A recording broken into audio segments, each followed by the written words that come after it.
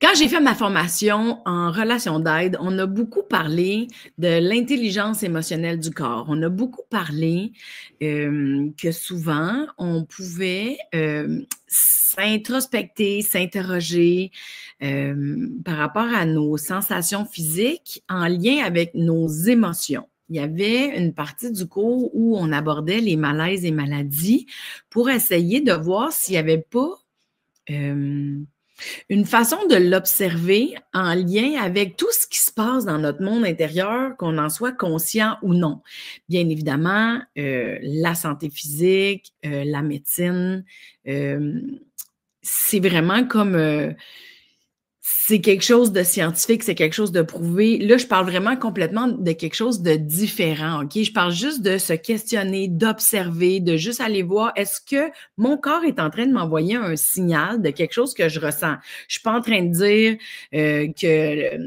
il faut juste aller voir comment on se sent puis qu'on n'a pas besoin de donner d'importance, qu'il y a des maladies, c'est juste quelque chose qui est dans le temps. Je ne suis pas en train de m'en aller là. Je fais juste dire qu'il y a quelque chose d'intéressant dans l'observation de nos sensations intérieures par rapport à nos sensations extérieures. Je ne sais pas si je suis assez claire. J'avais envie de parler de ça, de l'intelligence émotionnelle du corps, parce que je trouve que c'est un sujet qui est vraiment vaste. Je trouve que c'est un sujet qui peut peut-être faire peur à des gens ou peut-être des gens qui deviennent un peu rigides par rapport à ça. Tu sais, même moi, je l'ai été au début. Là, je ne suis pas en train de dire que je comprends tout, mais je suis comme une grande curieuse de ça. On dirait que ça m'intéresse. J'ai pas l'impression que je connais mon corps à 100%, j'ai pas l'impression que je suis capable de nommer tout le temps comment je me sens, j'ai pas l'impression que je suis consciente à 100% de tout ce qui m'habite, puis je me dis, et si je pouvais apprendre à connaître mon corps d'une autre façon, comme un bonus de plus, mettons? Ça changerait quoi dans ma vie? Puis là, j'avais envie de parler de ça aujourd'hui, puis en plus, j'ai un gros kick dessus, là. C'est quasiment gênant, mon affaire. Je suis comme une groupie, dans le fond. Je suis un peu une groupie aujourd'hui. J'ai demandé à Stéphanie Dubé de venir à mon podcast parce que, premièrement, Stéphanie Dubé, je l'ai connue sur les internets. J'ai vu des vidéos qu'elle a faites, je suis allée la suivre. Ça fait vraiment longtemps que je regarde qu'est-ce qu'elle fait. Elle a un podcast, elle a une page Facebook où il y a beaucoup de contenu. Tu sais, je la regardais de loin, puis j'étais comme crime, c'est intéressant, tu sais.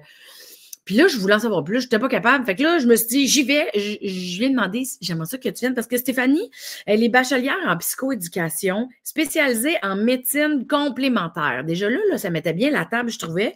Elle est professeure de yoga Kundalini. Elle est aussi naturopathe, elle est coach ou thérapeute.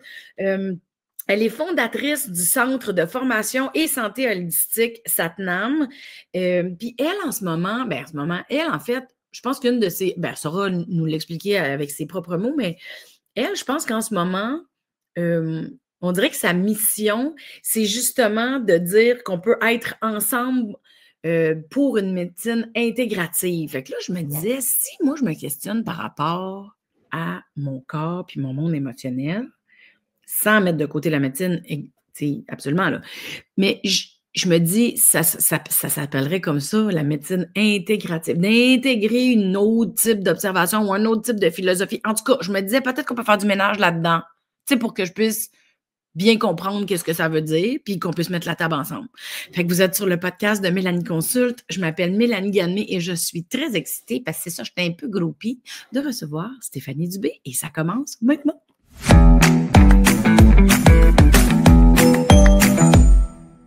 Salut Steph. Salut Mélanie, j'ai adoré ton intro. Je t'appelle Steph parce que je pense que je t'aime déjà. Ben, je te renvoie le truc. Je te regardais, j'étais comme un sapin de Noël allumé.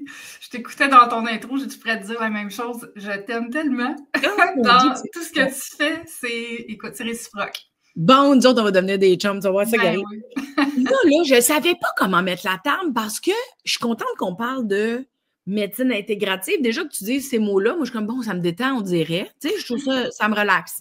Puis, étant consultante en relation d'aide aussi, niveau éthique, je pense que, puis en même temps, pour le respect, puis la logique de la médecine traditionnelle, tu sais, la cohérence de... Je veux pas aller sur un terrain glissant, je fais juste, on dirait, avoir le goût de m'explorer moi autrement. Puis, je suis pas en train de dire aux gens que tout le monde devrait faire la même affaire, mais moi, dans mon Mélanie Contune d'aujourd'hui, j'avais le goût de savoir, je peux-tu me checker autrement? Écoute, j'adore. Bien, premièrement, Mélanie, effectivement, tu sais, les médecines complémentaires, ça le dit, c'est complémentaire. Donc, ça ne veut pas dire qu'on rejette la science, qu'on rejette la médecine. Les médecins, ils ont fait des années d'études pour soigner les gens. On en a besoin de ces gens-là.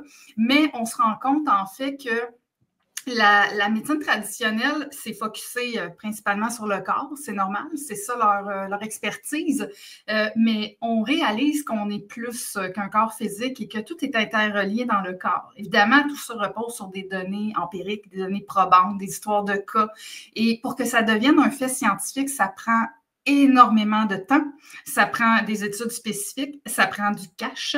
Et moi, dans ma vie, je suis une pionnière, je suis une curieuse, je suis une personne qui explore. Et tu connais un peu mon histoire. J'ai eu des enfants qui ont eu des problèmes de santé, ce qui fait que je me suis ouverte à des choses non conventionnelles pour les aider. Et ça m'a amenée dans un univers que je connaissais très peu et qui m'a permis de voir en fait que, ben écoute, ça fait une différence réellement quand on s'ouvre aux médecines complémentaires. Et pour moi, c'est pas un ou l'autre, hein, c'est un et l'autre. Et j'aspire à ce pont-là entre les médecines pour qu'on puisse encore mieux accompagner les gens dans leurs problématiques. Et donc, je crois qu'il y a un espace pour tout le monde et qu'on a à en parler pour venir normaliser ça. Et si on n'en parle pas, ça reste quelque chose d'un peu, comme tu dis, ésotérique, flou, c'est quoi ça, c'est bizarre. Alors que, en fait, on a un cerveau, on a des émotions dans notre cerveau, on a un corps. Tout ça est interrelié. Puis, tu sais, je ne vais même pas dans l'aspect spirituel aujourd'hui. On va rester dans quelque chose de beaucoup plus tangible. Mais c'est fascinant. C'est fascinant et ça donne des résultats. C'est ça qui est incroyable avec. Mais tu vois, là, ça m'amènerait à te demander. C'est quoi ça de la médecine complémentaire d'abord? Tu sais, parce que pour pas que ça soit trop ésotérique ou parce que c'est pas là qu'on va, mais comme ça veut dire quoi complémentaire? On a-tu des exemples clairement de choses qu'on connaît déjà qui sont des médecines complémentaires, mettons? Bien, en fait, il y a plein de choses dans les médecines complémentaires. Les médecines complémentaires, c'est le prendre soin d'une façon différente que la science et la tradition. La massothérapie est une médecine complémentaire. L'ostéopathie est une médecine complémentaire. La naturopathie est une médecine complémentaire. Moi, j'ai créé une approche holistique dans ma vie. Donc, je viens du domaine de la psychoéducation et de la psychologie traditionnelle, mais je me suis ouverte à d'autres types d'approches pour aider ma famille, mes enfants, moi-même. Puis un jour, j'ai fait, bien, maintenant que je vois que ça fonctionne de façon spécifique sur nous, ben je peux peut-être faire une différence pour les gens à l'extérieur de mon nid, de ma famille. Et là, ben, j'ai amené cet aspect holistique-là.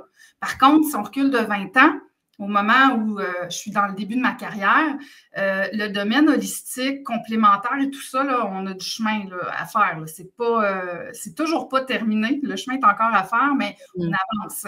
Et aujourd'hui, les gens s'intéressent vraiment de plus en plus à ça.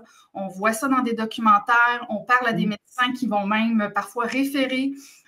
Tout le monde, pas tous les médecins, mais il y en a. Dans mes cours, là, j'ai des gens qui travaillent en oncologie, j'ai un médecin dentiste cette année. Je le vois là, que les travailleurs sociaux, les psychoéducateurs, les éducateurs spécialisés, des enseignants, les gens des milieux traditionnels sont dans mes formations. Donc, ça veut dire que le chemin est en train d'ouvrir. Oui, c'est ça. Ça, c'est vraiment beau à voir, là, tu sais. Puis juste pour placer le mot holistique, toi, tu me ferais quelle définition de holistique dans ton vocabulaire maintenant? Bien, holistique, ça vient du mot holos. Et en fait, un synonyme, ce serait global. Tu sais, donc, c'est dommage, les gens, quand ils entendent le mot holistique, là, c'est comme, ça, c'est défoqué, là, ça, c'est sectaire, tu sais. Ça n'a pas rapport. Holistique, c'est un mot qui veut dire qu'on regarde la personne dans toutes ses dimensions. L'aspect physique, psychologique, mental, par exemple, émotionnel, énergétique et spirituel, parce que nous sommes aussi des êtres avec une spiritualité. Puis je ne suis pas en train de parler de religion, ni de dogme, ni d'un dieu à barbe. Je ne parle pas de ça, là. Je ne donne même pas de nom. Mais la spiritualité, pour moi, c'est quand on a une connexion, une pleine conscience avec le vivant, avec ce qui nous entoure, avec la vie. Donc, la spiritualité, il y a des gens pour qui ça passe par la religion, mais il y a des gens pour qui ça passe juste par de la pleine conscience. Mais on a besoin de spiritualité. Ça donne du sens. On a besoin de sens. Exact. Et ça aussi, c'est un aspect de notre équilibre et c'est un facteur naturel de santé. Puis pour le domaine énergétique, encore une fois, on s'ouvre de plus en plus à ça. Si on fait juste regarder l'acupuncture, c'est une médecine reconnue maintenant. Mais il y a une époque où c'était la chasse aux sorcières pour les acupuncteurs, mais aujourd'hui, c'est OK, ça fonctionne, on est d'accord. C'est de l'énergétique, on est des êtres d'énergie. Donc, quand on s'intéresse aux médecines complémentaires et à la voie holistique, ça veut juste dire que si, par exemple, moi, je suis malade, mettons, je te parle de moi. Je deviens malade, j'ai un problème de santé. Oui, je vais peut-être aller chercher mon diagnostic, voir ce qu'on me propose en médecine conventionnelle, mais de par mes valeurs à moi, il se pourrait que moi, je choisisse de ne pas passer par une médication si ça ne me convient pas. J'ai quand même un droit sur mon propre corps. Et dire, OK, maintenant que je sais que j'ai ça, j'ai envie de prendre soin de moi, comment? Je peux m'occuper de mes facteurs naturels de santé comme le sommeil, mon alimentation, me mettre en forme, m'occuper de mes émotions. Hey, le stress, là, le stress, ça impacte le corps. Et du stress, c'est émotionnel. Oui, ça a un effet physique et sur notre métabolisme, nos hormones, nos neurotransmetteurs, on est tous d'accord. Mais le stress, c'est quand même une émotion qui déclenche du stress. Donc, c'est drôle, hein? On dirait que le stress, c'est vécu comme quelque chose d'extérieur. Mais dans la vraie vie, le stress, c'est une émotion. Ben, moi, je le vois comme ça. Je sais que c'est biochimique. Ça, je le comprends, là. Ça va déclencher du cortisol, que ça va nous faire vivre plein de choses au niveau de notre débalancement intérieur possible. Mais il reste que pour que je dise, je suis stressée, il a fallu que je vive une émotion. Et il y a des stress de peur, il y a des stress de vitesse, il y a des stress de deuil, il y a des stress de changement, il y a des... C'est tout du stress, mais l'enjeu en dessous pour la personne, c'est pas le même. Quelqu'un qui a un stress de peur, il doit apprendre à mieux se préparer pour faire face, développer du courage. Quelqu'un qui a un stress par rapport au changement doit trouver la façon d'accepter les changements de la vie. Quelqu'un qui a un stress de vitesse, il a peut-être à apprendre à ralentir. Celui qui a un stress de deuil, il a à se détacher. Mais on entend parler du stress, mais toujours d'une façon générale. Tu sais, je suis stressée, oui, mais encore, peut-être être plus spécifique. Parce que le corps, dans l'intelligence émotionnelle du corps, cette théorie-là, qui est une hypothèse, évidemment, je le dis, ça n'a pas été prouvé scientifiquement à ce jour, l'intelligence émotionnelle du corps, que les malaises et les maladies sont d'origine aussi émotionnelle. Ce n'est pas accepté par la science actuellement. Par contre, moi, dans ma vie personnelle, avec un paquet de gens, des gens qui sont aussi dans le métier, on observe réellement des relations directes entre les stress, les émotions et le corps et des endroits spécifiques du corps. Alors ça, c'est des données qu'on dit empiriques. C'est comme des histoires de cas, mais à un moment donné, ça devient intéressant de tout mettre ça ensemble pour dire faisons évoluer la science parce que je pense qu'on a une nouvelle façon de regarder le corps, tu sais. Et dans l'intelligence émotionnelle du corps, c'est ça, c'est quels sont nos stress qu'on vit dans notre vie et qui vont finalement finir par apparaître par un symptôme. Alors, en médecine conventionnelle, c'est comme soit que tu as mal mangé, soit que tu es trop sédentaire, hein? C'est sédentaire? Soit tu ne bouges pas. Soit que tu as des troubles de sommeil, soit que tu es stressé. En général, tu es très stressé. Mais c'est comme un mot, tu es stressé. Ou pollution, contexte environnemental. Là, et ça, ou tu n'es pas chanceux. Ton corps est défectueux, toi. Fait que c'est pas mal ce qu'on observe comme discours. Mais moi, ce que j'observe dans ma vie et dans toutes ces études-là que j'ai faites avec différentes personnes au cours de ma carrière et avec mes accompagnements, c'est que les émotions, là, on devrait vraiment s'y intéresser. Vraiment. Les stress émotionnels, là, c'est incroyable la quantité de prise de conscience qu'on peut faire. Oui, en lien avec le corps. C'est drôle. C'est comme si, pour moi, les émotions, vu que... là, je parle vraiment de moi, là. Mais mettons, moi, j'ai pas l'impression que dans mon enfance, dans mon éducation, on m'a un peu... Je pense pas qu'on m'a montré à bien nommer mes émotions. Je pense pas non plus qu'on m'a tant donné le droit que ça d'y ressentir. Puis, en tant qu'adulte, c'est un apprentissage pour moi de développer mon vocabulaire émotionnel. Puis de me donner le droit de les ressentir, pour moi, c'est un défi par moment. Il y a des moments où je suis capable, il y a des moments où je ne suis pas capable. Puis je me rends compte que les moments où je ne suis pas capable de ressentir mes émotions, ça me crée culpabilité de ne pas être capable, pression. Tu sais, j'arrive à ressentir un inconfort général parce qu'on dirait que je me bats contre. En tout cas, tu sais, des fois, si je suis comme en chicane avec moi-même, non, on va pas là, tu sais, je veux pas ressentir ça, puis je suis comme, non, il faut que j'aille travailler, j'évite. Mais pour moi, tout ça, c'est comme une genre de pression intérieure qu'on va que le reste du monde a l'air d'appeler le stress. Moi, c'est la seule façon que je serais capable de l'expliquer pour moi. Les autres, je ne le sais pas, je n'en parle pas de ça. Tu sais, dans genre, qu'est-ce que ça te fait toi? Tu le nommerais comme. Tu sais, c'est rare qu'on. Mais moi, j'entends le mot stress, puis je ressens une pression intérieure, puis je me dis, ah, ça doit être ça, mon stress, c'est quand je me. à pas être ou ressentir ce que je ressens réellement. Je m'exprime-tu bien? Oui, je pense que je comprends ce que tu nommes, puis je vais rebondir là-dessus. Tu sais, le plus important, Mélanie, c'est premièrement de se normaliser, là. Moi, j'enseigne, je forme des gens en formation avancée, des gens du milieu de l'intervention, puis j'accompagne des gens. On vit tous du stress. Ouais. Okay? L'important, c'est pas de dire je vais faire en sorte de rien ressentir dans ma vie ou de rien vivre. On en vit tous, même si on est équipé, là, puis qu'on a de la formation, puis qu'on a des connaissances. Ouais. Les enjeux, c'est est-ce que j'ai de la résilience pour faire face et rebondir dans les épreuves de ma vie? Et est-ce que je suis capable de développer mon intelligence émotionnelle pour être en mesure d'observer qu'en ce moment, je suis dans un stress émotionnel, reconnaître mon émotion pour moi-même et comprendre le message de cette émotion-là. Parce qu'il y a des gens qui ne savent pas que l'émotion est porteur d'un message.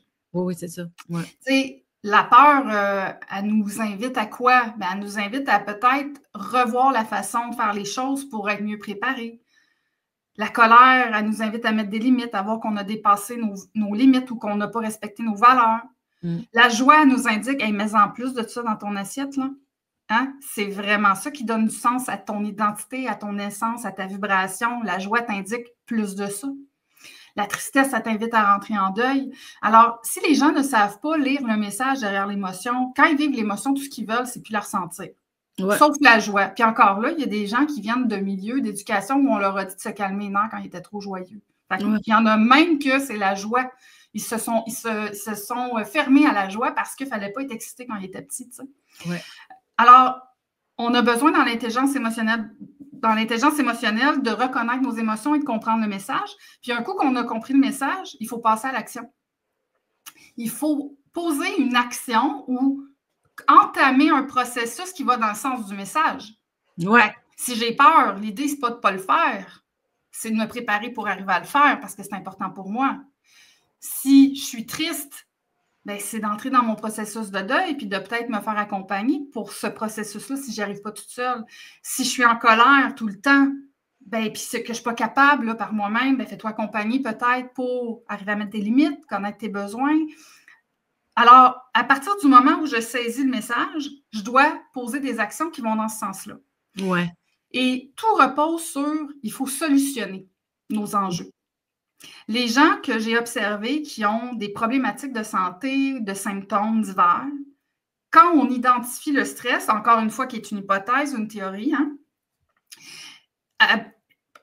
à chaque fois, c'est tellement ça, c'est ce qu'on dit, c'est tellement ça, c'est là-dedans que je suis. Et ils vont réaliser qu'ils sont dans un impasse, ils sont dans l'impuissance, ils n'arrivent pas à solutionner cette affaire-là. Si on arriverait à solutionner notre enjeu de stress, là, qui est notre conflit, OK? Peu importe c'est quoi. Je pense à me séparer, je n'arrive pas à le faire. Je ne suis pas heureuse dans mon couple. Je voudrais changer de carrière, je ne suis plus heureuse dans mon travail. Mon milieu de travail est toxique ou ça ne me permet pas de m'épanouir. J'ai des conflits familiaux. Peu importe c'est quoi les problèmes. Ouais. Il faut le solutionner. Si on le solutionne, notre corps n'a pas à nous exprimer un malaise. C'est ça. Si on le regarde d'un point de vue émotionnel, et là, entends-moi bien, Mélanie, si tu manges de la merde, que tu dors pas, que tu consommes plein d'affaires toxiques, que tu vis dans un environnement pollué, oui, ça se peut que ton corps soit aussi malade. Puis, je ne suis pas en train de dire que c'est seulement les émotions. Moi, je parle holistique, là. Donc, il faut aussi les considérer, les émotions. Oui. Aussi les considérer, oui. J'adore. Oui. Mais puis, il y a probablement une raison En tout cas, moi, c'est parce que j'amène souvent tout à l'émotion, peut-être, mais il y a probablement une raison pourquoi il y a une consommation toxique, pourquoi on mange mal, pourquoi on ne prend pas soin de nous. Tu sais, probablement que c'est un cercle vicieux, tout ça, là. Ben, on est des humains, hein, donc on est des êtres imparfaits. Puis c'est correct aussi. Probablement qu'on se taperait ses nerfs si on était toute une gang de petits parfaits. Ah ouais,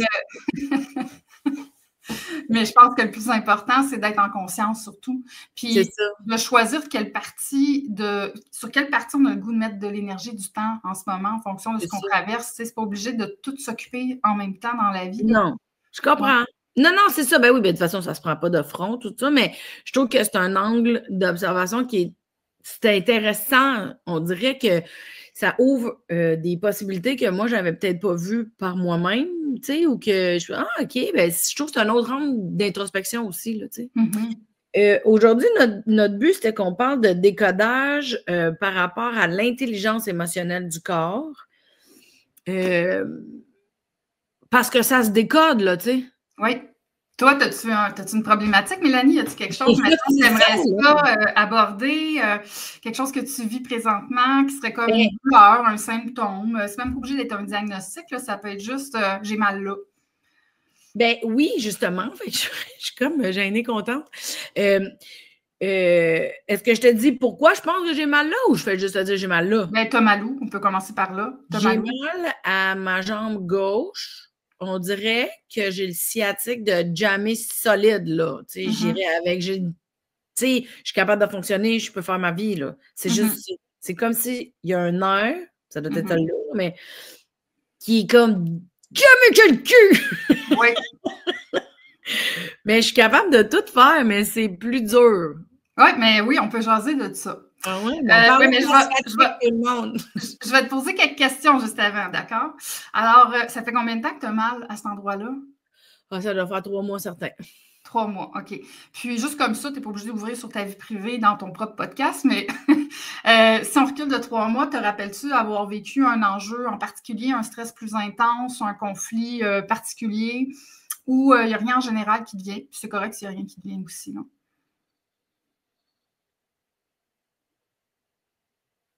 Ah, ça se peut que je pleure aujourd'hui, tout le monde. C'est rare, mais ça monte. Oui, je pense que c'était proche du moment où j'ai pris la décision d'arrêter mon deuxième One Woman Show, de mettre fin à ma tournée. Je pense que c'est là que j'ai vraiment officialisé dans ma tête parce qu'en fait, j'ai fait une grosse crise d'angoisse qui a duré, je pense, 2 jours et demi. Puis j'étais comme en conflit de prendre cette décision-là. J'avais l'impression de m'abandonner, j'avais l'impression d'être cheap avec moi-même, j'avais l'impression d'être pas fine, j'avais l'impression de ne pas respecter mon spectacle. Tu sais, je m'en voulais, j'étais fâchée, puis je voulais pas, puis à un moment donné, tu sais, ça a pris 3 jours, j'ai comme digéré le moton, puis j'ai fait, c'est pas vrai que je vais m'imposer ça. C'est que je peux créer d'autres affaires, tu sais, parce que j'ai adoré mon expérience de mix, mais j'ai trouvé ça vraiment dur comme expérience, l'autoproduction, puis tu sais, d'avoir aussi peu de visibilité, puis que la pub me coûte aussi cher, puis bref. C'était le fun, mais c'était tough en crise. Ouais. Fait que quand j'ai pris la décision, ça m'a brisé le cœur. Mais, après le 2 jours et demi de crise, mettons, j'étais quand même. Je me sentais vraiment plus légère. J'ai fait fait que ça doit être vraiment la bonne décision que j'ai prise parce que je me sens vraiment bien. J'étais comme, bon, ben, là, c'est qui est fait. Puis c'est correct, 2 ans de tournée, c'est très acceptable aussi. Là, mais je pense que ça coïncide avec.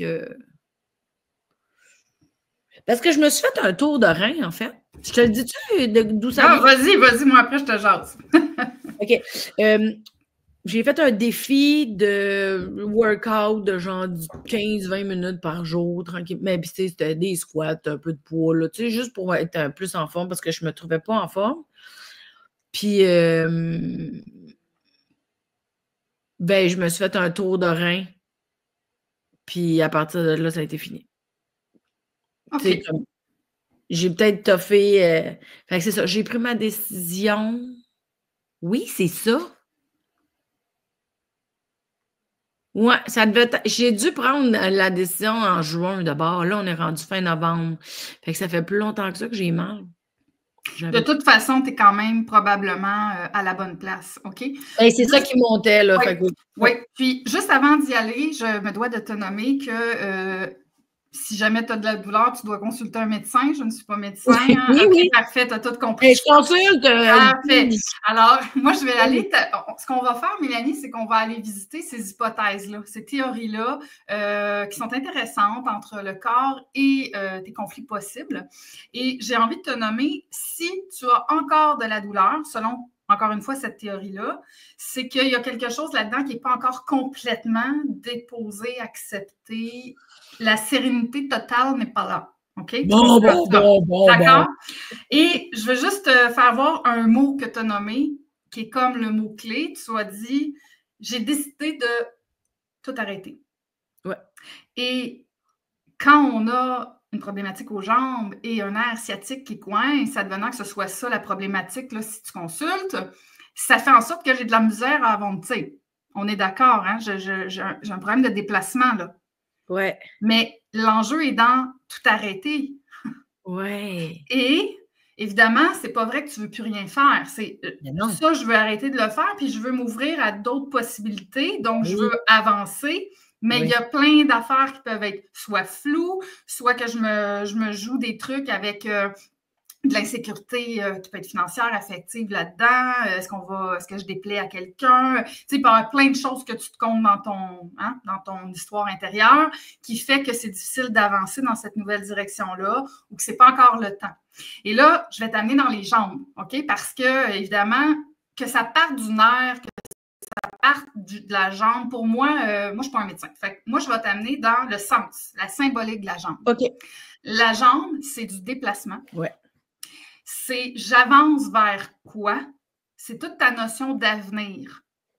Et c'est toute ta notion de stabilité et de solidité. Avec évidemment la partie de l'autonomie. Parce que l'autonomie, c'est est-ce que je suis assez forte intérieurement pour assumer mes choix, pour être grande dans mes décisions, pour être dans mon moi adulte qui avance dans ce qui fait du sens pour toi avec ton identité puis ton alignement. Mm-hmm. Hein? Et donc, on est vraiment dans t'engager envers toi, t'engager sur un chemin qui fait sens pour toi. Et on peut être bloqué pour différentes raisons ici, par exemple, des hypothèses à toi de voir. Je peux être bloqué parce que je ne suis pas assez sûre.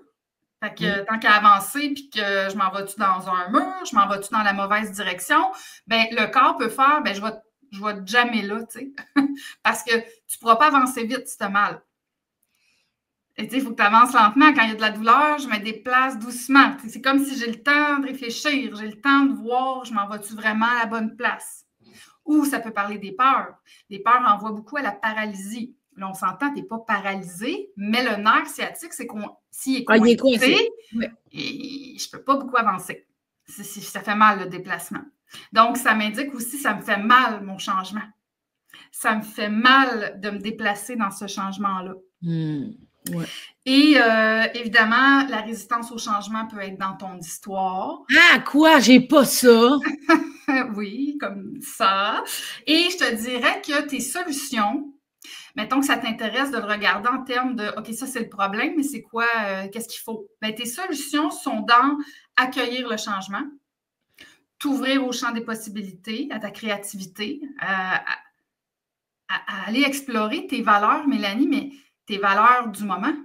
Parce qu'on évolue, hein? Alors, quelque chose qui t'a plu il y a 2 ans, puis que tu as monté avec toute ton âme, ton cœur, toute ta vibration, peut très bien, à un moment donné, s'essouffler. Ça veut juste dire que la vie t'amène à aller explorer d'autres chemins. Ça ne veut pas dire que tu jettes tout, que tu jettes le bébé avec l'eau du bain, là. Des fois, c'est juste de venir modifier des choses, mais notre cerveau, il n'aime pas ça. Il n'aime pas ce qu'il ne connaît pas, il n'aime pas l'inconnu, il n'aime pas changer les choses qui fonctionnent. Il y a tout ça, là. Et donc, tu as des obstacles à enlever. Puis les obstacles, j'ai envie de te dire, habituellement, les plus gros obstacles sont dans notre tête. Oui. Des fois, c'est vrai. Les obstacles peuvent être devant nous. Ça peut être quelqu'un qui nous fait peur. Ça peut être, des fois, une personne qui nous fait peur, ça peut être quelqu'un d'inconnu. Ça peut être dans l'histoire qu'on se compte dans notre tête. Tu sais, j'ai peur de la réaction de telle personne, de mes décisions. Mais des fois, c'est des gens connus, c'est des gens de notre famille. Ça peut être aussi des gens qu'on connaît, qui sont nos obstacles et qui nous empêchent d'avancer ou qui nous font bifurquer parce qu'on veut éviter cette peur-là. Ça aussi, c'est possible. Y a-t-il des choses qui te parlent dans tout ce que je t'ai nommé là? Tu sais, c'est sûr, j'y vais de façon générale, on est dans une discussion ouverte, là, mais ouais. y a-t-il des choses qui font du sens pour toi? Oui.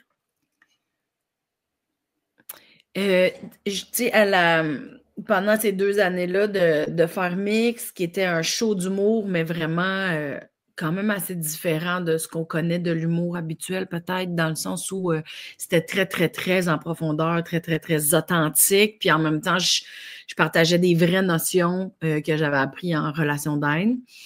Quelque chose qui avait, moi, changé ma vie, d'apprendre toutes ces affaires-là que j'avais envie de partager aux gens. J'ai aussi touché à quelque chose de très... C'est comme si, publiquement, je me connaissais comme une artiste, comme une humoriste, dans toute ma puissance, dans ma force, dans mon attaque, dans ma drive, dans mon charisme, tu sais, il y avait quelque chose de très « pow ». Tu sais, moi, j'ai de la torque sur la scène quand même, là, tu sais. Puis, à travers ce spectacle-là, j'avais de la torque pareil, mais j'ai beaucoup touché à ma douceur, beaucoup touché. Tu sais, même si le show, je suis élevée dans le show, mais vu les propos, puis vu ce que moi, je ressentais en le partageant, puis ce que j'avais traversé, c'est ça. Je touchais beaucoup à ma douceur, je touchais beaucoup à ma vulnérabilité. J'ai énormément touché à ma sensibilité. Je pense que Mix, c'est le show qui m'aura fait accepter que je suis une hypersensible, que j'ai énormément d'empathie, que pour moi, c'est comme si j'avais touché à des priorités essentielles que je ne savais pas qui étaient essentielles. Puis j'ai aimé ça. Fait que tantôt, quand tu as dit accueille le changement, tu as dit ça peut être des petits changements, des petits ajustements. C'est comme si l'ancienne moi d'avant Mix n'utilisait pas ces outils-là d'empathie, de sensibilité avant. Là, avec Mix, j'ai appris à le mixer. Puis là, je pense que j'ai peur de ces petits changements-là parce qu'ils m'amènent à... J'ai comme goûté à quelque chose de bien bon. Tu sais, l'humour, là, c'était écœurant. Faire rire le monde, c'était écœurant. J'adore ça, j'aime ça, j'aime ça, j'aime ça. Puis aller dans la sensibilité, j'aime vraiment ça aussi. Puis tu sais que tu peux être plurielle, hein, Mélanie? Oui, je le sais. Tellement laisser tout ça exister aussi à travers tes choix, tous ces aspects-là de toi. C'est comme si ma tête le sait, mais les solutions ne sont pas trouvées. C'est ça, c'est pas descendu. Ouais. Tu sais, je vis ma sensibilité, puis je vis mes idées créatives, mais ils se sont pas touchés à 100% encore. Ça se touche des fois, là, des petits... Mais quand tu t'expliquais ça, c'était ça que j'entendais. Oui, puis tu peux le voir aussi, je vais te faire une image. Quand on ne sait pas encore ça va être quoi ce changement-là, on est un peu comme dans du flou. Moi, j'aime bien prendre l'image du brouillard. En tout cas, moi, là, quand je suis dans des grosses périodes de brouillard dans ma vie, je le vois vraiment comme quand je suis en conduite automobile dans, mettons, une forêt, là, il fait un peu sombre, là, puis là, il y aurait du brouillard et on n'avance pas vite, hein, on voit rien. Ouais. Alors, si j'avance pas vite, c'est parce que j'attends de voir de façon claire. Ouais. Et pour que la clarté arrive, ça peut être par l'introspection, puis parfois c'est par plein de petites actions qu'on fait doucement, puis on réajuste jusqu'à temps qu'on retrouve l'alignement. Alors, tu es peut-être en ce moment dans quelque chose de cet ordre-là, tu sais, ça se pourrait. Tu sais, c'est ça, je pense que... Ouais. Je pense que oui. Tu sais, dans le sens où il y a vraiment des affaires super claires que je sais que j'ai le goût. Mais c'est ça, je dois être aussi fatiguée. Là. On s'entend, c'était comme 2 ans de gauler sans arrêt. Là, puis aussi, je m'étais cassé une jambe l'année d'avant, ce qui a un peu retardé bien des choses. C'est-tu une partie en particulier de la jambe? C'est-tu un endroit en particulier que tu as cassé, le fémur? Oui, bien c'est l'autre, j'ai cassé la droite, puis le péroné. Ouais. Puis la cheville, ben là, je m'excuse pour les gens, ça va être dégueu, mais c'est comme si mon os de cheville, il s'est comme décollé du socle de la cheville. Ouais. C'était pas cassé, il a juste fallu qu'il le remette dedans. De dehors, ça paraissait pas tout le monde. Je suis désolée là, pour les gens sensibles. Puis le péroné était fracturé à 2 places, je pense. Mais tu sais, dans la cheville, c'est vraiment la stabilité, là. La cheville, c'est le symbole de la stabilité. C'est aussi un symbole du couple. Donc, les histoires de séparation, d'instabilité dans le couple. Mais pas seulement. C'est aussi des conflits de stabilité en général dans notre vie, puis de direction, parce que c'est quand même la cheville qui va indiquer le mouvement au pied. Hein? Donc, c'est la cheville qui va faire à droite, à gauche, devant. Tu es toutes dans les mêmes thèmes. Oui, c'est ça. Peu importe, là, c'est des thèmes de direction, puis de stabilité. Puis j'ai envie de te dire, Mélanie, donne-toi le temps. 2 ans là, de show, là, puis je sais que tu en as donné, puis tu t'es autoproduit. Fait que c'est comme, tu n'as pas juste été l'humoriste, tu as été la productrice, la vendeuse de billets. Tu as tout fait, les tâches, je crois. En tout cas, tu en as fait un tas. Ben, ça se peut que tu as besoin d'une pause, puis puis le corps en même temps, par le mouvement de ralentissement, parce qu'il y a de la douleur, ben, ça indique ralenti. Arrête-toi et prends le temps de respirer dans ce qui est là, en te rappelant que de toute façon, tout change. Ouais. La seule chose qui ne change pas dans la vie, Mélanie, c'est le changement. C'est la seule chose qui ne change pas, que tout change. Oui. Et il y a des gens qui vont faire des cycles complets de changement, ça veut dire qu'ils vont vivre des périodes qu'on appelle l'espèce de wow, là, le lancement. C'est comme quand on est en début de relation de couple, là, mettons, puis c'est la lune de miel, c'est un wow, là, ça c'est du lancement. T'sais. Puis là, à un moment donné, on va arriver dans la deuxième phase. On se la souhaite loin, mais il y en a qui c'est plus proche, qui va s'appeler la phase de déclin. On commence à avoir des problèmes, des irritants, des petites choses qui sont imparfaites, des remises en question.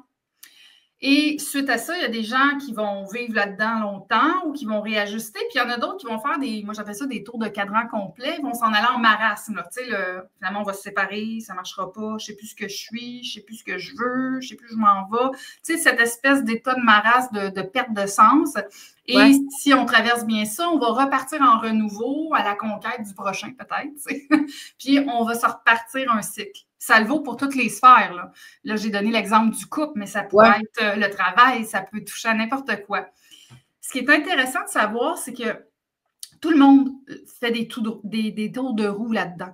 Mais si on est en conscience, par exemple, toi, en ce moment, tu es dans une phase qu'on pourrait dire de déclin.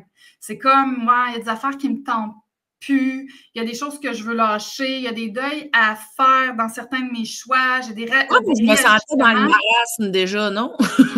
Bien, je vais te faire voir quelque chose, OK? Oui. Mettons que tu ferais un beau ménage dans ton déclin, ça veut dire, je fais du tri. Qu'est-ce que je garde? Qu'est-ce que je laisse aller? Je me détache de quoi? Et que tu t'accompagnes très consciemment, tu pourrais faire ce qu'on appelle une mini-transition. Ça veut dire que quand ça va redevenir clair, tu repars direct en lancement. C'est comme tu retournes dans ta phase de « wow ». Ça, c'est possible. Si tu es allé trop loin dans ton déclin, des fois, là, on va faire un tour complet qui est marasme, renouveau. Mais habituellement, quand on se retrouve là, c'est qu'il n'y a plus rien qui tient. C'est comme tout fout le camp. Jette tout. Alors que parfois, il y a des mini-transitions. Ça se pourrait que tu sois là. Moi, ce que j'ai envie de te dire, pour t'auto-accompagner toi-même, si tu es en déclin, fais du ménage. Qu'est-ce que je garde? Qu'est-ce qui me fait encore triper? Qu'est-ce qui me met encore en énergie haute? Qu'est-ce qui draine mon énergie? Qu'est-ce qui est lourd? Qu'est-ce qui est pesant? Qu'est-ce qui me tape ses nerfs? Qu'est-ce que j'ai fait le tour du chapeau? Qu'est-ce que je voudrais garder? Parce que ça me rend vraiment heureuse. Tu fais du tri. Et ça se pourrait qu'avec ça, tu refasses une mini-transition pour que tu repartes en lancement en très peu de temps ou en plus de temps, mais sans avoir à faire un tour complet. Si jamais tu fais « non, j'ai vraiment besoin de changer complètement mes projets, ma direction. » Tu sais, c'est un 180 degrés ou peu importe. Là. Et que tu t'en vas en marasme, qui serait la phase où je ne sais plus je suis qui, je ne sais plus ce que je veux. C'est le néant, c'est le brouillard qui n'en finit plus. Habituellement, là, je te suggérerais, moi, mais encore là, tu as le droit de faire comme tu le sens, d'aller vraiment faire un travail d'introspection sur tes valeurs, ton identité, ton estime, tes peurs. Pourquoi? Parce que c'est souvent ça nos grands enjeux pour repartir avec de l'alignement, une direction. Mais tu vois, avec ces explications-là, je suis dans le déclin. Tu sais, je suis capable de faire la différence, puis je trouve ça intéressant. Ça me donne, je ne sais pas si tu connais Marie Kondo là, sur Netflix. Non, je ne la connais pas. Marie Kondo, c'est une spécialiste de l'organisation. Puis elle a une série sur Netflix. Puis c'est une femme asiatique qui est cute. Puis là, mettons, elle va aider les gens à faire du ménage dans leur maison, mais pour se réorganiser. Puis là, elle leur demande de mettre tout leur linge sur le lit. Puis là, il faut qu'ils prennent chacun des morceaux. Est-ce que ce morceau-là me procure de la joie? Oui, je le garde. Non, bye bye. Tu sais, mais avec les meubles, la déco. Fait que, tu sais, les gens, ils finissent par faire. Fait que j'ai l'impression qu'il faut que je fasse un Marie Kondo dans mon déclin. C'est une belle image. Ouais, c'est ça que ça m'a. Ouais. Puis de te donner l'espace et le temps. Tu sais, les plus grandes prises de conscience, souvent, on les a quand on a de l'espace. Oui, c'est vrai. De l'espace. Et pour avoir de l'espace, il faut un peu de silence, il faut des moments avec soi-même. Puis t'es pas obligé d'être Bouddha sur une roche, là. Oui, non. Mais souvent, on imagine, OK, il faut que j'aille méditer, puis que je reste là en prière, tu sais, mettons qu'on l'exagère, là. Ouais. Non, moi, souvent, mes plus grandes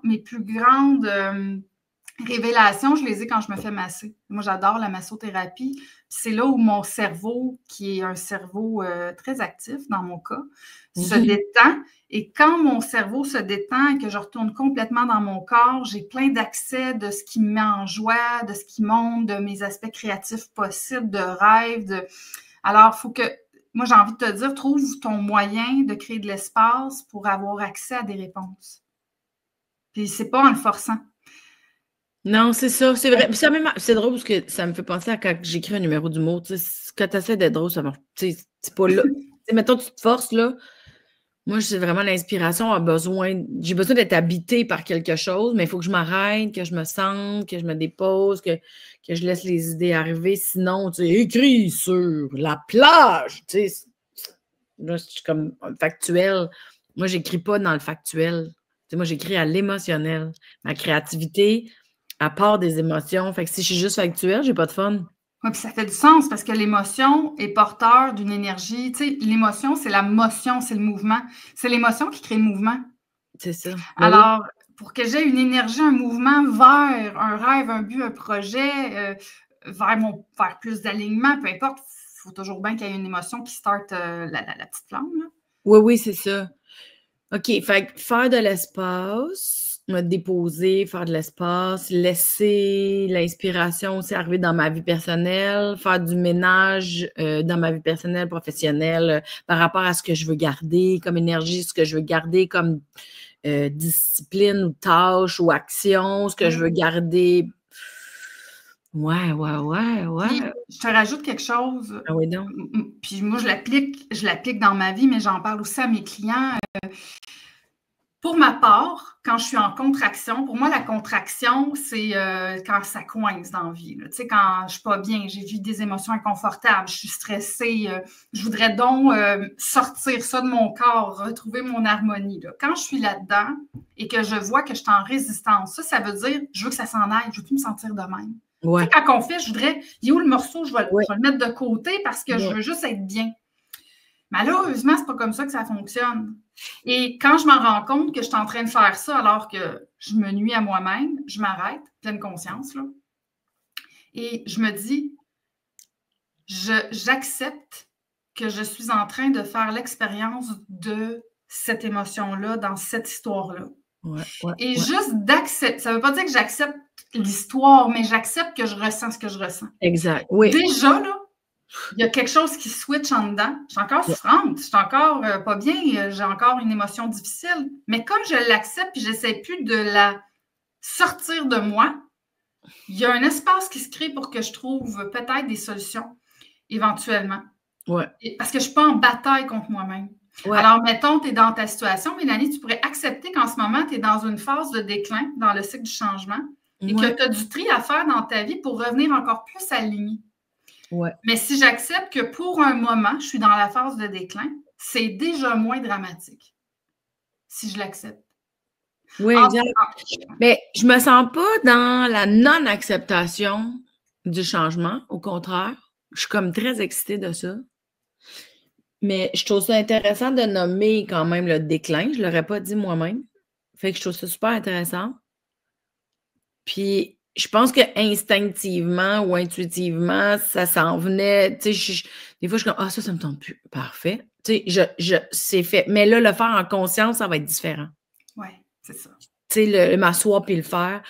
Je ne sais pas si tu veux me poser d'autres questions, tu veux on repart, parce que moi, je vais en avoir d'autres, mais plus génériques. Fait que est-ce que Vas-y, je te suis, moi.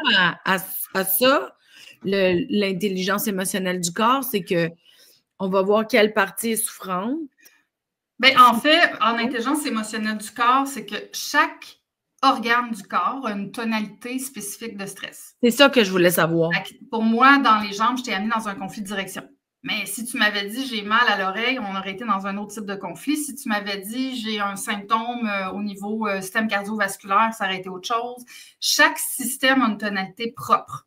Est-ce qu'on peut en parler en général ou c'est... Oui. Oui? OK, parce que maintenant, on ne divise pas, mettons, bas du corps, milieu du corps, haut du corps. Toi, c'est par système. Oui, moi, je vais y aller par système, malgré qu'il y a de la théorie aussi sur bas, haut, droite, gauche. Moi, j'aime beaucoup les systèmes parce que c'est ce qui m'a le plus parlé dans ma pratique et dans ma vie et dans la vie des gens que j'ai accompagnés, que j'accompagne. Mais je peux déjà te faire un résumé. T'aimerais-tu ça? Mais ça? OK. En même temps, ben, les gens qui écoutent vont pouvoir peut-être observer des choses. Le système ostéo-articulaire, c'est les os. Oui. Les os, c'est ta solidité, c'est ta structure. Donc, une personne qui a une problématique aux os, et là, je ne suis pas en train de donner un cours de 300 heures, donc je ne vais pas décortiquer chaque os, là. En général, OK? La tonalité des os, c'est je dois me solidifier intérieurement. Ça veut dire que je dois développer encore plus mon autonomie affective. Je dois développer mon estime en termes de confiance en soi, m'assumer, me tenir debout. Parce que c'est ça, les os, c'est ce qui fait que je me tiens debout. Mais excuse-moi. Oui. Je ne veux pas juste ramener ça à moi, mais c'est toujours bien mon podcast. Mais mettons que moi, je me suis cassée un os à 2 places. Est-ce que là, est-ce qu'on est en train de dire que c'était aussi peut-être un besoin intérieur de me solidifier de l'intérieur? Dans la fracture, c'est que c'est allé loin dans la dévalorisation qui est reliée à cet os-là. Et la fracture, en parle, ça parle tout seul. C'est fracturé. Donc, où est la fracture dans ta vie reliée à l'élément de cet os-là? Mais ça va quand même faire référence avec autonomie, solidité intérieure, m'assumer, me tenir debout dans mes choix, ma direction, peu importe. Là, on va être là-dedans. OK, merci. Ça marche? Oui, j'essaie Système cardiovasculaire. Tout ce qui est le cœur, les veines, le sang, là, globules, plaquettes, système cardiovasculaire, on est dans des conflits d'amour, de relations affectives qui peut toucher le clan, la famille, le couple aussi, là, mais tout ce qui a rapport à la relation, les communications, la circulation de l'information dans la famille, tout ce qui touche le domaine affectif. Habituellement, les gens avec qui j'ai eu des discussions qui avaient des atteintes du système cardiovasculaire, là, avec des diagnostics, des suivis là, médicaux, ce qu'ils me disent, c'est effectivement, Stéphanie, j'ai des enjeux relationnels, des conflits familiaux dans le clan, des trucs avec la communication, des disputes, des chicanes qui touchent à l'amour ou des manques au niveau de l'affection. Et ça fait du sens avec ça pour le cardiovasculaire. Je résume, là, évidemment. Oui. OK? Si on s'en va dans le système dentaire, les dents, puis là, je ne dis pas chaque maladie des dents, mais les dents et la bouche, on est dans l'affirmation de soi, dire ce qu'on a à dire, se permettre d'ouvrir la bouche pour mordre, japper, aboyer, hein, se défendre, agresser, si on se fait agresser, dans le sens de ne pas me laisser faire. Tout ce qui a un rapport aussi avec mordre dans la vie, le plaisir, la joie, le goût à la vie. Donc, on a autant du « je peux attaquer et me défendre » par les dents qui pourraient mordre, mais aussi par mes mots qui sont là pour me défendre. Puis la notion de joie. Le système dentaire envoie beaucoup à ça. Donc, est-ce que je me permets de parler, moi, dans la vie? Le système digestif, c'est tout ce qui ne passe pas. Tout ce que je ne peux pas accepter. Tout ce qui ne passe pas. Tout ce que c'est dégueulasse qu'on m'ait fait ça, je ne peux pas accepter ça, je ne peux pas pardonner ça, ou je pognais avec cette affaire-là que je voudrais donc évacuer, là, puis je ne peux pas. Puis je vais prendre des mots qui ne sont pas beaux, mais c'est important dans le langage français parce que c'est symbolique, tout ce qui te fait chier. Ouais. OK, donc, il y a beaucoup d'éléments, puis le système digestif, c'est un gros système, là, on a de la bouche jusqu'à l'œsophage, jusqu'à l'estomac, l'intestin, jusqu'à l'anus.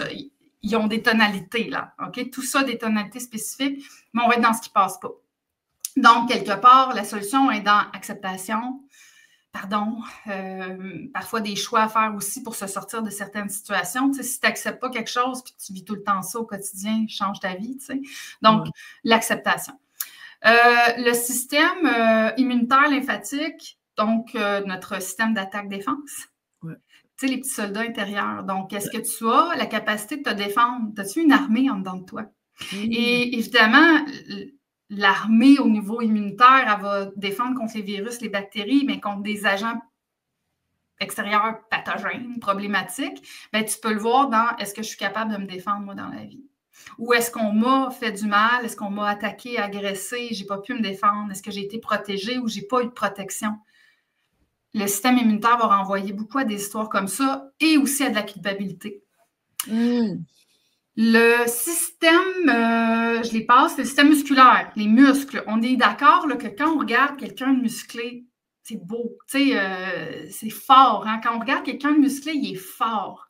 Alors, le muscle ou toutes les problématiques de muscle vont nous renvoyer à l'impuissance versus je suis puissant, capable.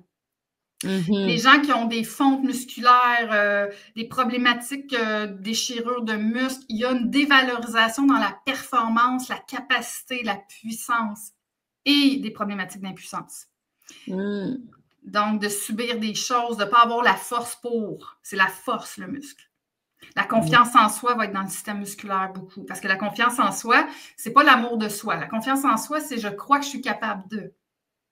Ou je crois que je ne suis pas capable de. Et là, je suis impuissante. OK?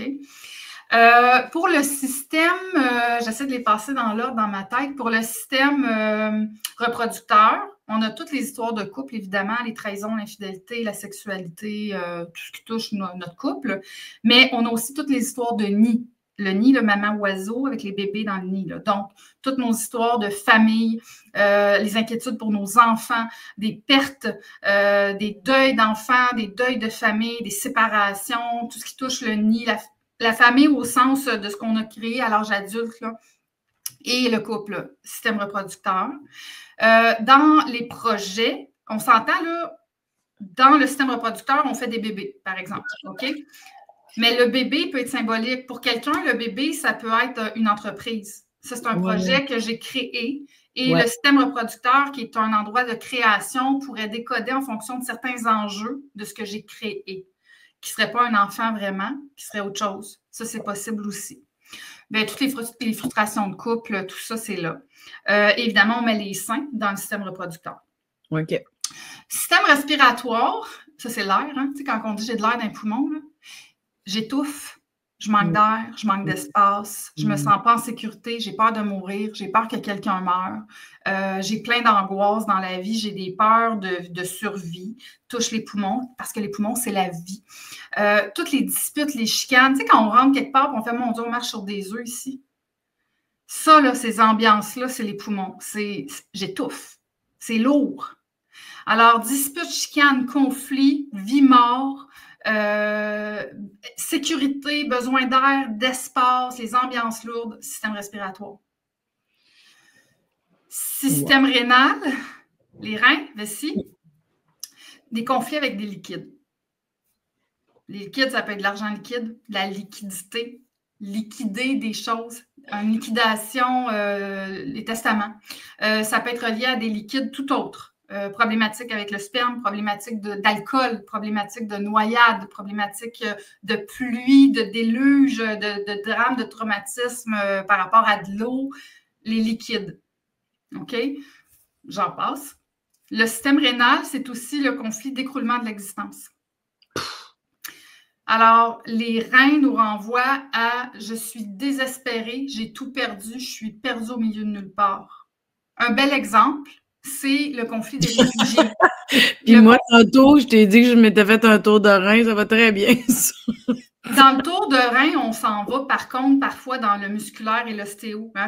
Okay. Tes reins, c'est comme une inflammation dans la partie, je pense, lombaire. Moi, je ne suis pas spécialiste, là, mais il me semble que le tour de rein, c'est une expression qui nous renvoie à une entorse. Oui, c'est ça. Fait que je te ramène là. Mais dans les reins, par contre, je pourrais donner l'exemple du conflit des réfugiés. Si on pense à des gens qui ont quitté un pays, ils ont tout laissé derrière, leur maison, leurs meubles, leurs avoirs, parfois dans des pays de guerre, ils s'en viennent ailleurs, dans un pays de paix ou d'harmonie. Il y en a qui vont arriver par bateau. Il y a le liquide, de l'eau. Ils arrivent avec rien, pas d'argent ou à peine, et sont dans un conflit d'écroulement de l'existence, sont perdus au milieu de nulle part. Ils ont tout laissé derrière. Ça, c'est les reins, c'est la tonalité des reins. Je suis en train de dire que c'est les réfugiés qui font des conflits aux reins. J'exprime la symbolique du rein, OK? Oui. Fait que l'écroulement de l'existence, ça peut être je me suis séparée, puis moi, je l'ai vécu comme un écroulement de l'existence, puis je peux décoder les reins. Mais je pourrais avoir vécu aussi une séparation qui m'a amenée dans une grande blessure d'estime de moi-même, et c'est mes os qui décodent. Fait que c'est pas les histoires qui sont à comprendre, c'est les tonalités émotionnelles. Oui. OK. Je faisais un petit lien là-dessus. Ensuite de ça, quel système j'ai pas passé? Le système rénal, j'en ai parlé, reproducteur, respiratoire. Les systèmes sensoriels, tous nos sens, les oreilles, les yeux, la peau, le goût, tout ce qui nous renvoie à nos sens. Oui, on a des yeux pour voir le beau, des oreilles pour entendre la belle musique, des beaux mots, le goût pour goûter à des choses extraordinaires. Mais dans les faits, les sens sont là pour notre survie. Voir le danger, entendre le danger, goûter le danger, sentir sur la peau que ça brûle ou qu'il fait froid. Ouais. Nos sens sont là pour le danger, donc pour la sécurité. Des gens qui ont des atteintes au niveau du système sensoriel, on va habituellement reconnaître dans leurs histoires de vie des problématiques d'insécurité et de danger. Puis là, je n'irai pas plus loin parce que ça serait un cours très long. Cérébral, système cérébral et nerveux. Tout ce qui a rapport aux ordres, au commandement, la domination, être sous le joug de quelqu'un, dominer, soumis à un dominant, ça, c'est la tête. Mais dans le système cérébral, on a aussi des problématiques de décision. Avoir fait des mauvais choix, hésiter dans nos décisions, avoir peur de se tromper dans nos choix, chercher des solutions à des choses qui nous préoccupent, puis on cherche, puis on cherche, puis on cherche. Donc, ça, des problématiques de peur. Toutes les peurs sont au niveau de la tête dans la symbolique. Je te fais des résumés. Les nerfs, quand les nerfs sont touchés, on a beaucoup de nerfs là, dans le corps, mais le système nerveux, c'est beaucoup les commandements, les ordres, être sous les ordres de, avec des conflits, évidemment. Si je suis atteint dans un système, selon cette théorie-là, c'est que j'ai un problème avec ça. C'est ça. En paix avec ça, là, tu sais. Puis, j'ai-tu oublié un système? Le système tegumentaire, la peau. La peau, tous les conflits de séparation, de perte de contact, d'atteinte à l'intégrité, de souillure, d'abus, toutes les formes d'abus, parce que la peau, c'est une protection, puis c'est aussi le toucher. Fait que, tu sais, je te dirais, Mélanie, quand on a ça, on peut aller cibler nos enjeux et s'occuper de façon complémentaire. Par exemple, si je suis suivie en médecine pour mes problèmes de santé, m'intéresser à mon histoire. Mon histoire de vie, sont où mes enjeux? C'est quoi mes défis d'apprentissage derrière cet enjeu-là? Et qu'est-ce que je dois apprendre sur moi pour solutionner ça? Sais-tu à quoi ça me fait penser? C'est comme si là, on vient... Là, c'était beaucoup. Il va falloir que je te réécoute 50 000 fois. C'est comme si, admettons, j'ai une douleur en quelque part, je vais chez le médecin, il va me donner un médicament, me proposer une opération, whatever, un traitement, tu sais. Bon, je fais ça. Par contre, sachant où est-ce que j'ai ma douleur, je peux me référer aux différents systèmes et ça va m'aiguiller où aller m'observer. Et t'en occuper. Parce que on ne peut changer que ce dont on a conscience. Alors, si je suis consciente que j'ai un problème, un symptôme dans un endroit de mon corps, que j'ai mon diagnostic médical, qu'on me propose ce qu'on me propose en traditionnel, il n'y a rien qui m'empêche personnellement dans ma vie de me dire et si c'était vrai, cette théorie-là, qui n'est pas encore scientifiquement prouvée, mais que plein de gens affirment que ça fait du sens et que ça m'intéresse, comment je peux m'occuper de moi dans cet enjeu-là? Wow! J'aime beaucoup ça parce que, tu sais, des fois, on sait pas par où commencer, par l'introspection, tu sais, on est comme, c'est quoi? Mais je trouve que ça, c'est comme un genre, commence donc par là. Si tu as mal à quelque part, commence par là. Parce que là, c'est large aussi, tu sais, c'est des suggestions, parce que là, tu nous le fais Oui, c'est comme, je te fais une petite formation de résumé, connaissances, là. Ouais. en crash course, là, mais c'est là, tu sais, tantôt, tu m'amenais dans le système, comment t'appelais ça? Ostéo-articulaire, les os. À cause de, non, pour ma jambe, mais pour mon asiatique, c'était. Les nerfs. Ben, ton nerf sciatique, c'est les nerfs, système nerveux, mais tu as un aspect quand même coincé peut-être dans le musculaire, attaché à ta jambe, que tu as peut-être mal à l'os. Tu sais, c'est là où on dit on n'est pas des médecins, on n'est pas des spécialistes de ce qu'on n'est pas. Alors, cette partie-là, tu n'as pas le choix de consulter, puis tu n'as pas le choix. Tu fais ce que tu veux, mais tu peux aller chercher réellement qu'est-ce que j'ai. Mais à partir du moment où tu sais ce que tu as, oui, c'est ça. il n'y a rien qui t'empêche de te demander, ça fait-tu du sens, ça, cette explication-là, et je m'en occupe-tu aussi?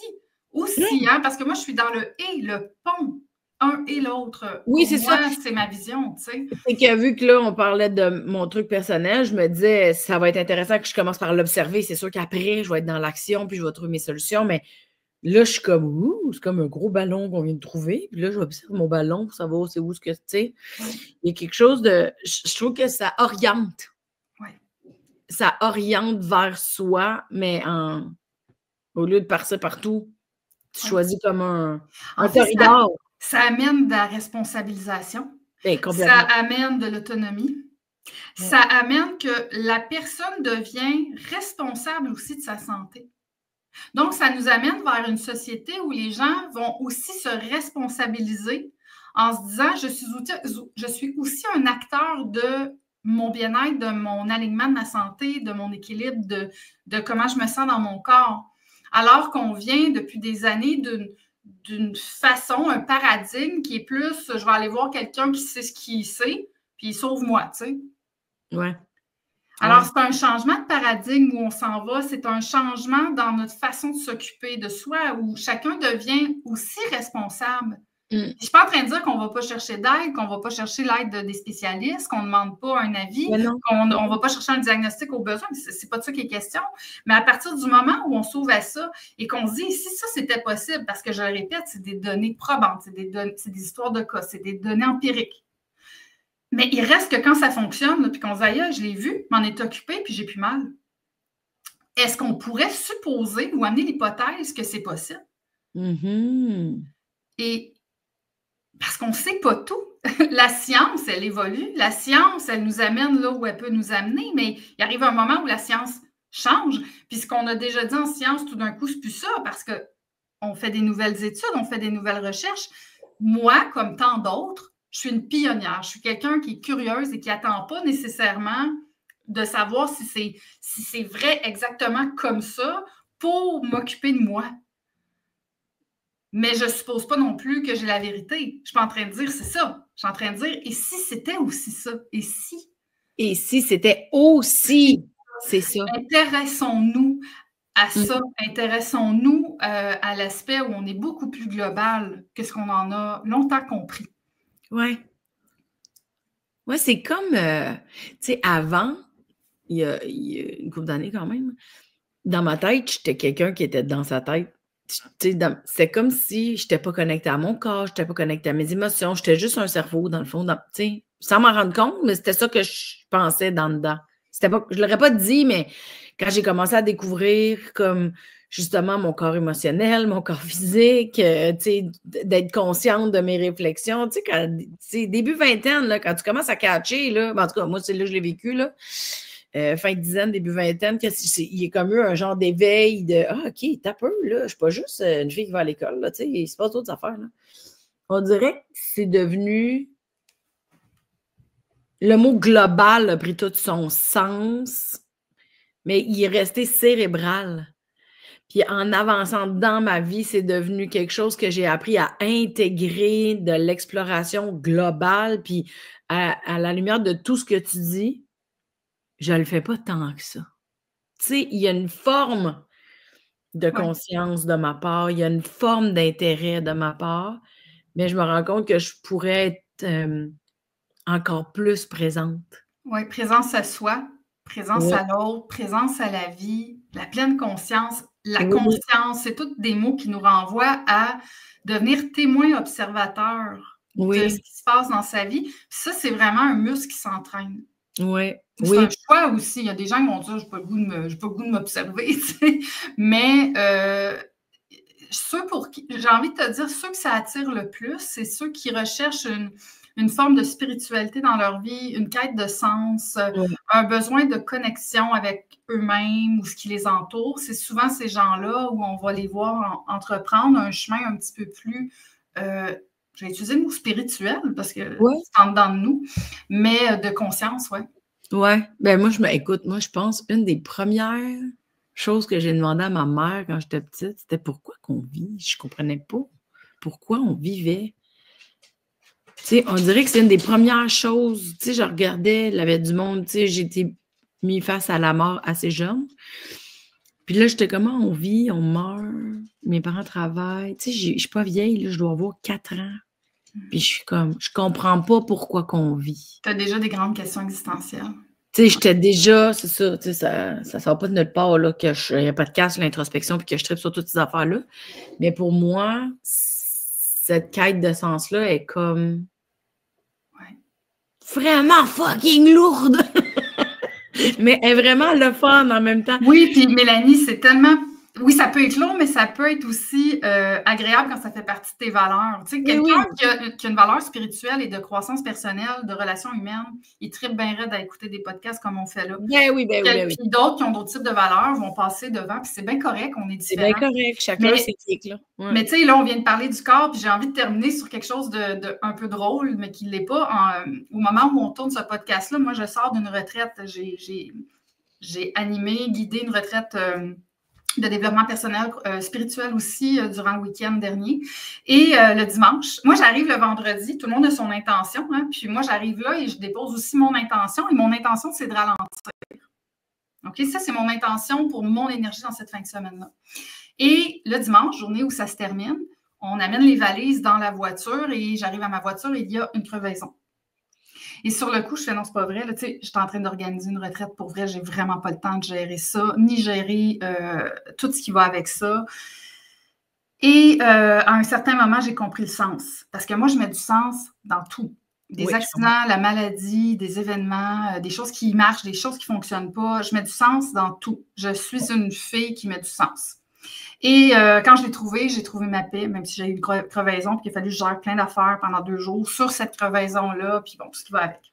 Et le sens, c'était la personne qui a changé mon pneu, parce que j'ai clairement pas eu le temps de changer mon pneu, et ça me tentait surtout pas de changer un pneu, mais bref, en gros, il y a une personne qui a changé mon pneu, et c'est cette personne-là qui m'a donné la réponse sans le savoir. Cette personne-là m'a dit, je veux juste te dire, avec un pneu, un spare, tu peux pas rouler vite. Ah oui, OK. Alors, je suis repartie avec, il faut que je me retourne lentement. Et c'était aussi le sens d'une quête que j'ai présentement de ralentir des choses dans ma vie professionnelle. Ouais. Alors, à partir du moment où j'ai vu ça, je n'étais même plus frustrée de gérer un pneu à travers une belle retraite où je suis censée être zen puis que j'ai donc pas le goût de gérer ça. C'était comme, ben voilà, la vie me parle jusqu'à la crevaison pour être certain que je me retourne à 80 km/h sur l'autoroute mais que je parte. C'est ça, c'est ça. C'est ça le sens, c'est ça la quête de sens, c'est mettre du sens dans les événements. Puis là, c'est quelque chose de bien anodin que je raconte, mais je le fais pour... Non, mais je comprends, tu sais, ce que je trouve intéressant, c'est que des fois, on va se servir de voir le sens pour l'accepter, mais des fois, c'est en l'acceptant qu'on voit le sens. Aussi. Tu sais, je trouve que là, tu es passé par, tu as compris le message, ça a fait du sens. Oui. C'est ça. Mais je trouve que des fois, c'est des deux bords. Je trouve ça intéressant parce que moi, je me reconnais dans ce que tu dis. Là. Genre, moi, j'en ai besoin. Si ça ne fait pas de sens, je sais pas où je m'en vais. Puis dans ce cas-là, j'étais très en gratitude que le problème de santé passe sur ma voiture et non sur moi. Exact. C'est mon pneu qui a eu une crevaison, c'est pas moi qui ai eu un pépin. Oui, c'est ça. Donc, prends soin de ton corps. Ouais, de ton environnement. Oui, de ton environnement. Puis cette fois-ci, j'étais très contente de voir que mon corps ne m'a pas parlé, la vie m'a parlé à travers une voiture. Tu sais. Oui, c'est ça. Il y en a peut-être qui m'écoutent en faisant « infoquer elle ». Mais moi, je l'assume et ça fait partie de mes valeurs. Oui. Ben moi, ça me parle, tu sais, Mais j'avoue que à chaque fois que moi j'ai parlé dans ce sens-là, là, Ouais. en montrant que moi je donne du sens aux choses, parce que pour moi c'était plus cohérent. Ma cohérence passe par le sens. S'il n'y a pas de sens, pour moi, c'est pas cohérent. Fait que, tu sais, je suis obligée de trouver le sens, sinon je suis pas fonctionnelle. Mais c'est vrai que je peux avoir la bizarre souvent, souvent, souvent. Mais en vieillissant, je m'en calisse.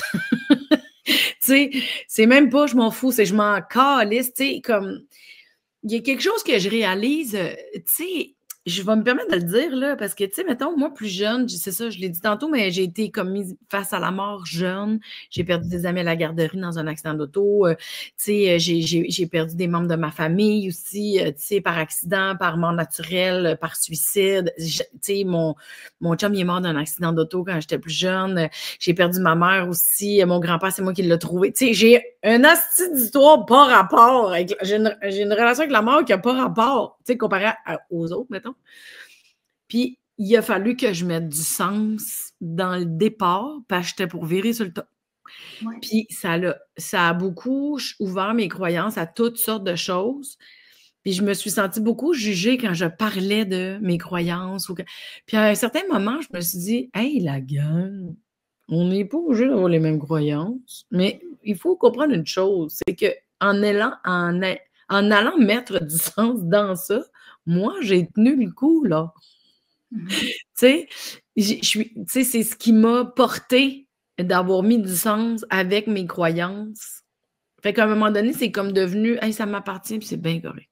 Oui, puis moi, je termine là-dessus parce que je vois le temps qui passe. Oui, il faut qu'on ait envie de terminer le podcast, mais l'important, que ce soit dans la spiritualité, les croyances et tout ça, la question à se poser, c'est ça te fait-tu du bien? C'est ça. Si ce que tu crois te fait du bien et t'amène à te développer, te réaliser, garde ta croyance. Si ta spiritualité, ta religion, peu importe, t'amène à être une meilleure personne, que ça te rend en joie, que ça t'amène à contribuer à des choses, puis que ça fait léger, garde-la, elle est assurément probablement saine. Si ta religion te brime, t'étouffe, te rend tout fucké dans ta tête, on dirait que t'es tout le temps pas bien, peut-être la remettre en question. Si ta croyance te limite, t'empêche d'avancer, te fait paralyser dans des trucs, fais péter tes croyances, tu sais. Ouais. C'est là-dessus que j'ai envie de terminer. Ouais, c'est beau. Puis c'est là où chacun est responsable. Demande pas à l'autre si ta croyance est bonne. Demande-toi à toi-même, es-tu bonne pour toi? Exactement, c'est ça. Je trouve que ça éliminerait beaucoup de jugement si, tu sais, moi, en tout cas, ça m'a empêché d'aller juger les autres puis de me juger moi quand j'ai compris, hey, moi, ça me porte, ça me fait du bien, puis ça fait que pour moi, ça fait du sens, puis je suis capable d'être fonctionnelle, puis de recommencer, puis tu sais. Fait que je trouve ça beau qu'on le dise comme ça, puis que ça soit nommé. Ça fait du bien. Mais je ne m'attendais pas à tout ça. C'est le fun, c'est ça. Moi, j'ai un kick sur toi. Merci d'exister. Puis là, tu as parlé de beaucoup de choses. C'est sûr que c'est probablement des gens qui vont vouloir en savoir un peu plus sur toi ou d'aller visiter ton site. Bien, c'est sûr, on a le podcast La Grande Vision, moi et ma collègue amie Alexandra Joyal, disponible sur Apple, Podcast, Spotify, YouTube. J'ai un groupe Facebook privé où je donne de la formation gratuitement, des enseignements, des micros-enseignements de temps en temps dans l'année. Je publie aussi des textes.